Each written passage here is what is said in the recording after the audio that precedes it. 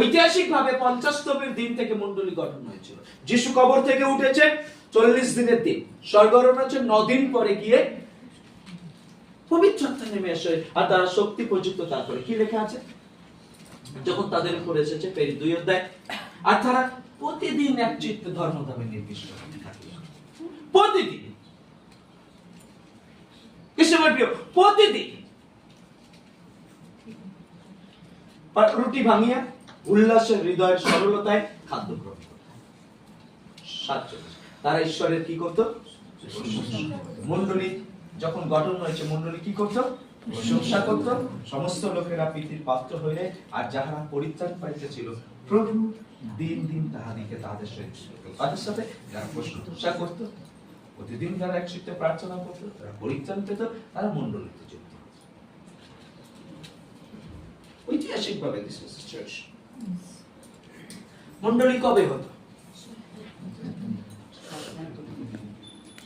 প্রথম দিন ঈশ্বর সৃষ্টি করেছেন, দ্বিতীয় দিন ঈশ্বর সৃষ্টি করেছেন, তৃতীয় দিন ঈশ্বর সৃষ্টি করেছেন, চতুর্থ দিন ঈশ্বর সৃষ্টি করেছেন, পঞ্চম দিন ঈশ্বর সৃষ্টি করেছেন, ষষ্ঠ দিনকে মানুষ সৃষ্টি করেছেন, সপ্তম দিন ঈশ্বর বিশ্রাম করেছেন।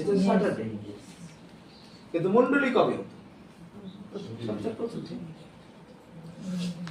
পবিত্র আত্মা 50তমের পরে যে মণ্ডলী গঠন হয়েছিল, মণ্ডলী কবে হতো?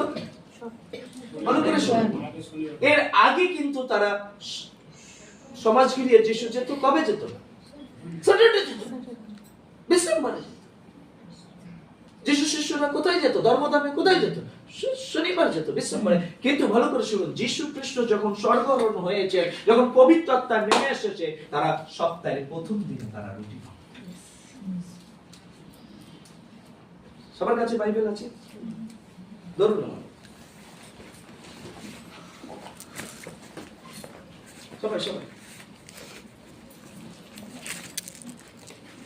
সবাই ভালো করে শুনুন।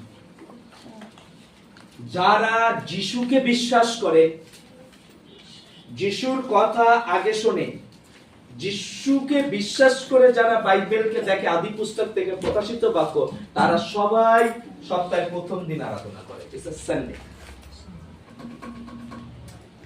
যারা যিশুকে বিশ্বাস করে না, আদি পুস্তক থেকে প্রকাশিত বাক্য এই বাইবেলে বিশ্বাস করে, কিন্তু যিশুকে বিশ্বাস করে না, তারা শনিবার আরাধনা করে। তারা শনিবার আরাধনা, শুক্রবার তাদের সামর্থ্য তারা